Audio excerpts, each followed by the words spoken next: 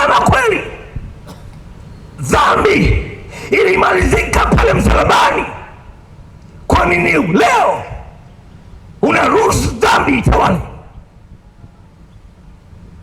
Watu wangu wanaangamia kwa kukosa maarifa.